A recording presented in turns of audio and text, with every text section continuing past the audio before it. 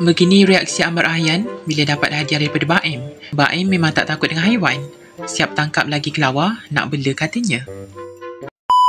Kunci kereta ya. Tadi Yan. Dah buka Yan. kelawar. Bagi makan Yan. You want bro? Bagi makan. Don't touch it.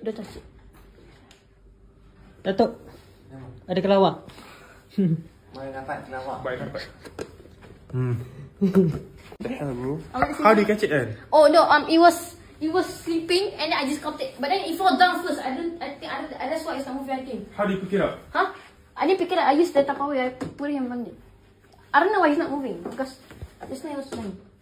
Yo, relax. Dia boleh terbang terus kan? Kau ada kena tunggu Boleh, gelap? dia boleh terbang. Saya rasa dia tak terbang sebab dia gelap. Apa sebab Cahaya. Cahaya sekarang. Dia betul. Kalau ada cahaya, dia memang tak gerak. So dia keras macam tu lah kelawar ni. Dia suka tergantung tapi ni dia tergantung. Dia spesies tikus ni. Kau tikus lah, kelawar. Bukan dia adik wadik tikus lah. Macam nampak macam tikus lah kan? banyak. Kan nampak macam tikus. Dia diam lah. Cahaya. Sebab cahaya. Tak kira sudut darah tau. Dia sudut darah tu. Dia sudut darah. Mungkin dia bukan buah ke? Tak ada.